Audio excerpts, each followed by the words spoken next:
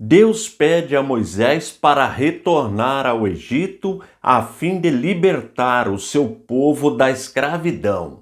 É o que vamos estudar neste vídeo. Seja bem-vindo ao nosso canal e se você está me vendo pela primeira vez, nesta série nós estamos estudando o Antigo Testamento capítulo por capítulo. Já estudamos o livro de Gênesis inteirinho, os 50 capítulos. Todas as aulas estão disponíveis aí no playlist Gênesis capítulo por capítulo. E agora nós estamos estudando o segundo livro da Bíblia, o livro de Êxodo. Com este vídeo nós já vamos concluir 4 capítulos e as aulas também estão disponíveis aí no playlist Êxodo, capítulo por capítulo. Vamos para a divisão do capítulo 4. Primeira parte vai do primeiro versículo até o versículo 17. Tema: o bordão de Moisés torna-se em cobra. Segunda parte, do versículo 18 até o 31, que é o último versículo, tema: Moisés volta para o Egito. Vamos recapitular no calendário cristão a vida de Moisés? Observe. Nós já aprendemos que mais ou menos 1875 a.C., Jacó e sua família descem ao Egito e a conquista de Jericó aconteceu mais ou menos 1400 anos antes de Cristo. E a terceira etapa da vida de Moisés, mais ou menos 1440 anos antes de Cristo. Agora vamos para o nosso mapa. Monte Sinai, terra de Gósen. Moisés volta para o Egito, na região que os israelitas estão habitando, na terra de Gósen, mais ou menos uns 400 quilômetros de distância. Agora vamos ler o primeiro versículo de Êxodo capítulo 4. Moisés respondeu: mas eis que eles não vão acreditar em mim, nem ouvirão o que vou dizer, pois dirão: o Senhor não apareceu a você. No vídeo anterior nós aprendemos como Deus apareceu para Moisés. Isto aconteceu no Monte Sinai. E agora Moisés está dizendo que eles não vão acreditar na sua palavra. Mas a quem Moisés está se referindo? Aos anciãos, que são os líderes do seu povo, dos israelitas. E também Faraó não iria acreditar nele. Em outras palavras, Moisés precisava de algo a mais, num milagre, alguma coisa. Vamos ver o que Deus responde para ele? Versículos 2 e 3. Então o Senhor perguntou a Moisés: que é isto que você tem na mão? Ele respondeu: um bordão. Então lhe disse: jogue-o no chão. Ele o jogou no chão e o bordão virou uma serpente, e Moisés fugia dela. Nós vamos ver mais na frente que os mágicos egípcios tinham também o poder de hipnotizar a serpente e ela ficava rígida como um cajado, uma vara, um bordão. Mas o que Deus fez não foi uma mágica, porque foi ao contrário.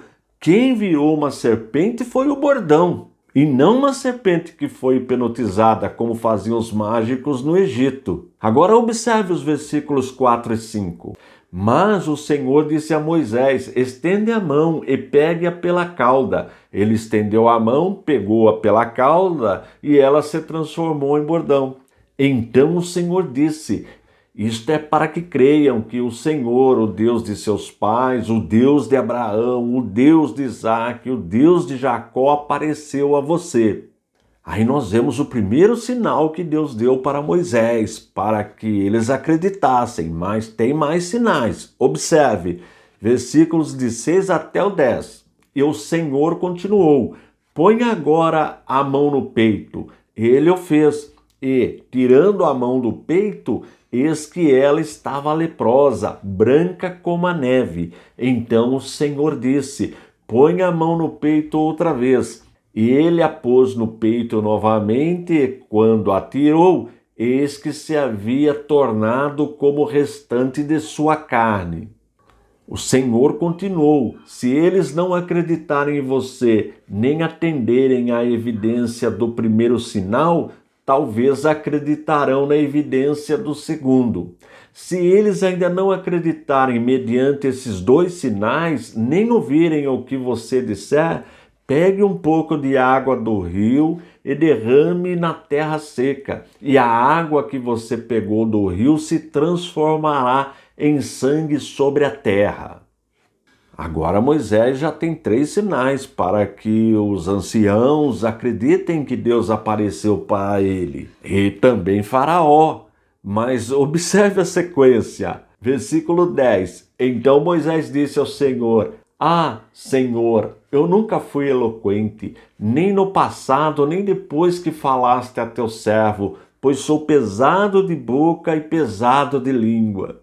Estevão, no seu discurso, na sua pregação, em Atos dos Apóstolos, capítulo 7, versículo 22, observe o que ele disse sobre Moisés. E Moisés foi educado em toda a ciência dos egípcios e era poderoso em palavras e obras. O que podemos entender? Que Moisés realmente ele conhecia a ciência, ele foi formado, ele foi treinado, criado para, quem sabe, até substituir o faraó. Mas a missão que Deus estava passando para ele reconheceu que não dependia da capacidade intelectual dele, da formação secular dele. E veja que mesmo com 3 sinais, ele fala para Deus que não era um homem eloquente de palavra. E aí nós vemos muita especulação. Alguns dizem que Moisés era gago, não podemos afirmar, pode até ser que era. Pode ser que ao se encontrar com Faraó, ele ficasse nervoso e, enfim, nós não sabemos, só sabemos o que o texto diz. Agora observe os versículos 11 e 12. O Senhor respondeu: Quem fez a boca do homem? Ou quem faz o mudo, ou o surdo, ou o que vê, ou o cego? Não sou eu, o Senhor? Agora vai e eu serei com a sua boca e lhe ensinarei o que você deve falar. Vamos partir da hipótese que realmente Moisés tivesse uma dificuldade de dicção, gaguejava, Deus poderia reverter isso aí. Para Deus nada é impossível. É isso que Deus está falando para Moisés. Agora observe o versículo 13, o que Moisés diz. Porém Moisés respondeu: Ah, Senhor, envia alguém outro que quiseres enviar, menos a mim. Parece tudo muito estranho, não parece, ouvir Moisés falando estas coisas? Mas é o que a Bíblia diz. Vamos ver o que Deus falou do versículo 14 até o 17. Então a ira do Senhor se acendeu contra Moisés. O Senhor disse: Arão, o levita, não é o seu irmão? Eu sei que ele fala fluentemente. Eis que ele vem ao seu encontro e, ao ver você, se alegrará em seu coração. Você falará com ele e lhe porá na boca as palavras. Eu serei com a sua boca e com a dele ensinarei a vocês o que devem fazer. Ele falará por você ao povo, ele será como se fosse a sua boca, e você será para ele como Deus. Leve, pois, na mão este bordão, com o qual você fará os sinais. Nós já vimos que Arão era irmão de Moisés, Miriam eram mais velhos que Moisés. E Deus está falando que Arão falava de maneira eloquente, era um bom orador. Mas mesmo assim, Moisés iria precisar dos sinais. O sinal ele é muito importante, o milagre ele é muito importante para convencer as pessoas. Não bastaria apenas Arão falar com eloquência. Não resolveria, não era uma questão humana, dependia do sobrenatural. Agora, a segunda parte do versículo 18 até o 31. Moisés volta para o Egito. Vamos ler o versículo 18. Moisés voltou para Jetro, seu sogro, e lhe disse: Deixe-me voltar aos meus irmãos que estão no Egito para ver se ainda vivem. Jetro respondeu: Vá em paz. Veja que Moisés não revelou que Deus tinha falado com ele, não falou dos sinais, não contou nada para o seu sogro. Só disse que queria voltar para o Egito para rever seus familiares. Vamos agora ler o versículo 19. O Senhor disse a Moisés em Midian: volte para o Egito, porque já morreram todos os que queriam matar você. Moisés fugiu do Egito com 40 anos, passou 40 anos em Midian, ali na região que o seu sogro habitava, e agora ele está com 80 anos e vai voltar para o Egito. Vamos agora para o versículo 20. Então Moisés tomou a mulher e os filhos, fez com que montassem no jumento e voltou para a terra do Egito. Moisés levava na mão o bordão de Deus. Nós já aprendemos que Moisés era casado com Zípora. Zípora era filha de Jetro e ele tinha 2 filhos, Gerson e Eliezer. Agora vamos ler os versículos 21, 22 e 23. O Senhor disse a Moisés: quando você voltar ao Egito, trate de fazer diante de Faraó todos os milagres que pus em sua mão. Mas eu vou endurecer o coração de Faraó, para que não deixe o povo ir. Diga a Faraó: assim diz o Senhor, Israel é meu filho, meu primogênito. E eu digo a você: deixe o meu filho ir, para que me adore. Mas, se você não quiser deixá-lo ir, eis que eu matarei seu filho, seu primogênito. Nós temos 2 questões aí neste texto. Primeiro, a palavra primogênito. Nós sabemos que Israel não é o primogênito dos povos. Já existiam outros povos. Logo, nós podemos concluir que a palavra primogênito não significa necessariamente o primeiro de uma sequência. E nós vamos ver outros casos também, Deus chamando alguém de primogênito e a pessoa não era primogênita. Reafirmando, logo podemos concluir que a palavra primogênito não significa necessariamente o primeiro de uma sequência.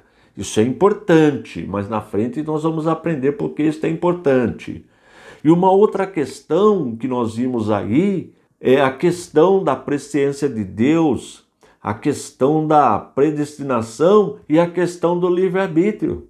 Nós vamos ver mais na frente a Bíblia dizendo que foi Faraó que não deixou o povo ir.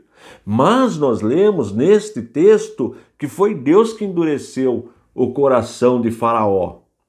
E agora, como resolver a questão? Ocorre que as 2 doutrinas são bíblicas. A doutrina da predestinação é bíblica e a doutrina do livre-arbítrio também é bíblica. E isto na teologia nós chamamos de um paradoxo, quando 2 verdades parecem que são opostas, mas são bíblicas, não deixam de ser verdades.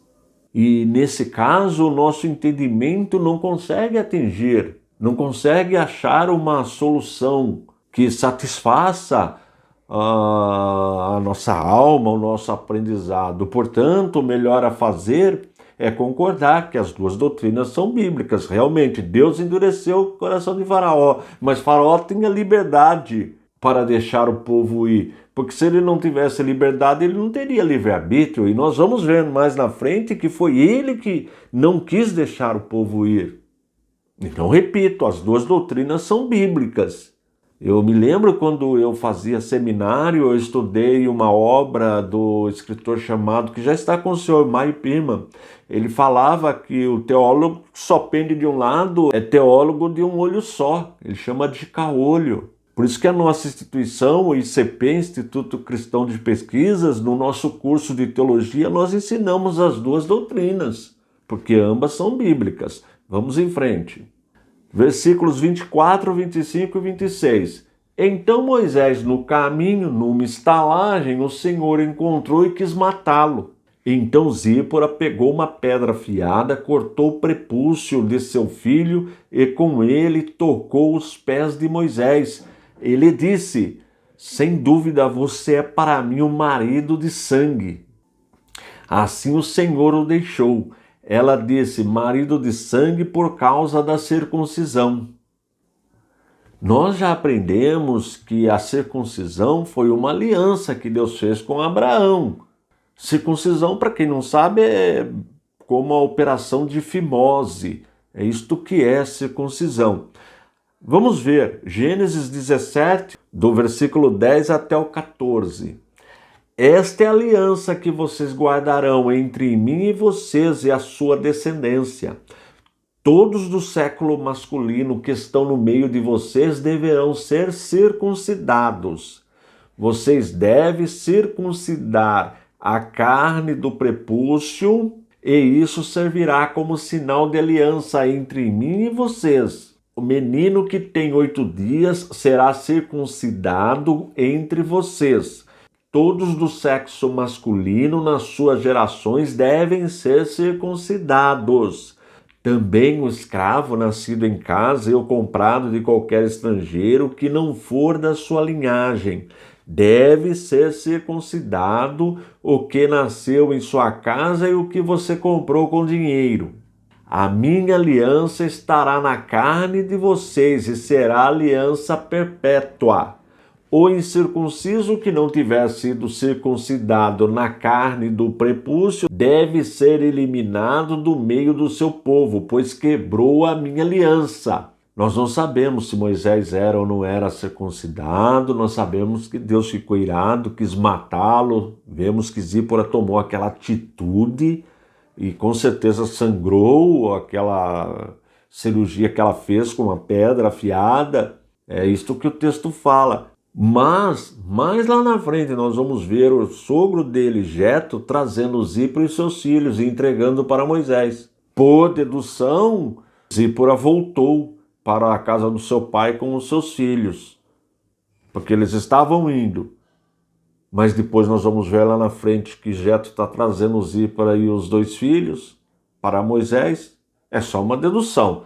Vamos concluir do versículo 27 ao 31. O Senhor disse a Arão: vai encontrar-se com Moisés no deserto. Ele foi e, encontrando-o no monte de Deus, o beijou. Moisés relatou a Arão todas as palavras do Senhor com as quais o havia enviado e todos os sinais que lhe havia mandado realizar. Então Moisés e Arão foram e reuniram todos os anciãos dos filhos de Israel. Arão falou todas as palavras que o Senhor tinha dito a Moisés, e este fez os sinais diante do povo. E o povo creu. E, quando ouviram que o Senhor havia visitado os filhos de Israel e visto a aflição, inclinaram-se e adoraram.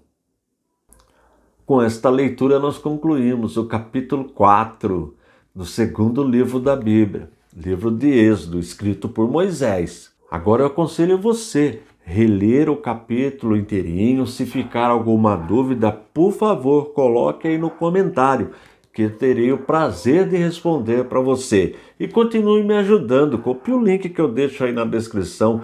Cole lá no teu WhatsApp, nas suas mídias sociais, envie para o máximo de pessoas que você puder. Utilize o nosso material para ajudar os novos convertidos no discipulado. Desta forma, você também fará parte do nosso ministério, que tem como objetivo primordial o ensino da poderosa palavra de Deus. Já ia me esquecendo, esses slides ficam todos disponíveis no nosso site, no www.icp.com.br. Tô indo embora, forte abraço e fique na paz de nosso Senhor e Salvador Jesus Cristo.